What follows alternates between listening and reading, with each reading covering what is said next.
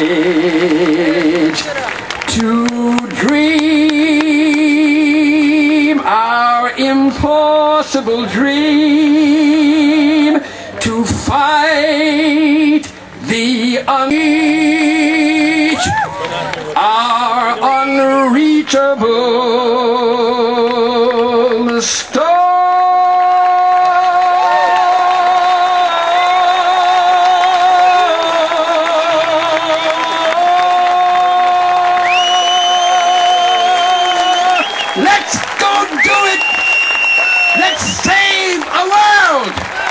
That's tired of the barbarism of war,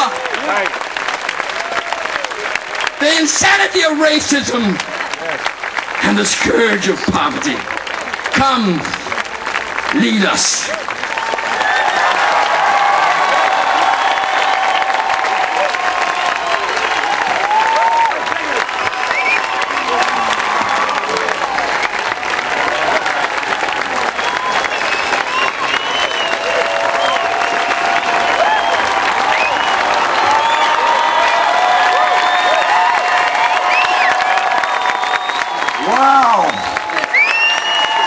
Isn't this amazing?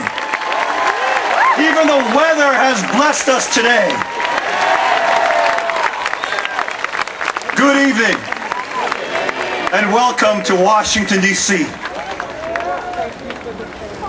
It is my great pleasure and honor to stand with you today in front of the U.S. Capitol with the memorials of great Americans like Washington, Jefferson, and Lincoln bearing witness to our efforts today. It is a breathtaking view, and I feel we stand on hallowed ground where the past and the present can come together as one, and a greater tomorrow can begin for all Americans and all our neighbors throughout the world.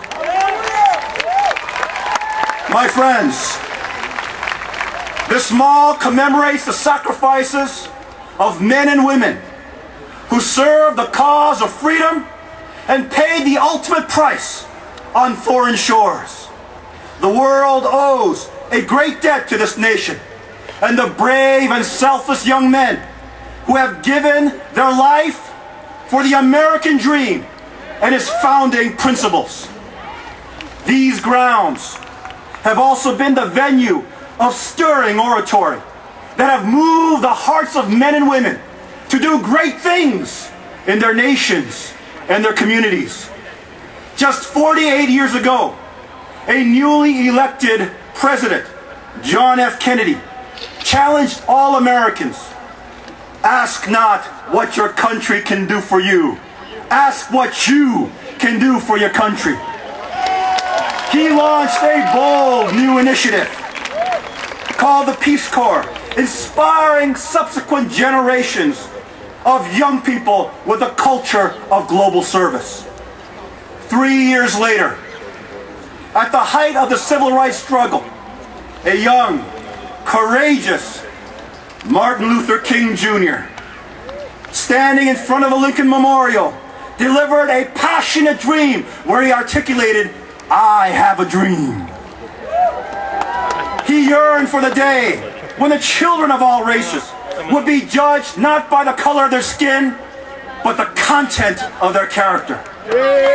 Citing the Declaration of Independence, that all men are created equal and entitled with inalienable rights endowed by their Creator. King said that the struggle for civil rights for the blacks was not just a struggle for black equality, but a timeless ideal rooted in the American dream. Thank you. 13 years ago, a relatively unknown Korean spiritual leader delivered a message to more than 300,000 Americans right in front of the great Washington Memorial, and declared that the American dream was not the dream of just America alone, but the dream of all mankind. That man that spoke to those Americans 32 years ago was none other than my father, the Reverend Dr. Sun Myung Moon.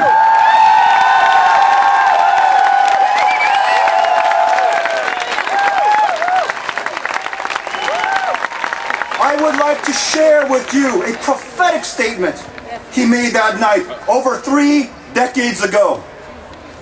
The United States of America, transcending race and nationality, is already the model of a unified world. She must realize that the abundant blessings which God has been pouring upon this land are not just meant for the children of America alone, but for the children of the world. Upon the foundation of world Christianity, America must exercise her responsibility as a world leader and a chosen nation of God. Wow. As a proud son, I am filled with deep emotion as I stand here before you today. I was 7 years old and in the audience when my father delivered this prophetic message. I believe my life, as well as that of my family, has come full circle as we gather once again on this hallowed ground to awaken this nation, to fulfill its providential destiny, and lead the world to peace. For I can tell you, as surely as the sun will rise, that those words did not fall upon deaf ears that historic night long ago, but stirred the imagination of a new generation of young leaders dedicated to realizing a truly universal, expanded version of the American dream. We gathered here today are heirs of that prophecy. Ladies and gentlemen, we are at a crossroads. Throughout the world and at home, there is a growing anxiety in the air stemming from one crisis after another. The global war against terror has fundamentally changed the way that we Americans live. We are in a constant state of uncertainty, compounded by an economic downturn, rising energy and food costs, and the collapse of our financial institutions. Add to that the massive devastation from natural disasters in New Orleans, Florida, and California, and it seems that all the power and might of America cannot keep us safe. There are those who are looking towards the presidential election in November to fix the problems of our nation and the world. However, the solution to our national and global quandary cannot be solved by one man, party, or administration. It is far too complex to be addressed in the same old political, economic, diplomatic, and even military manner of the past.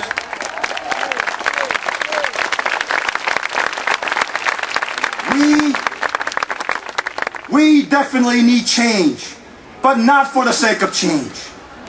The world needs leadership, and America can provide that leadership if it could inspire the human family to become one, united around the dream of building one family under God.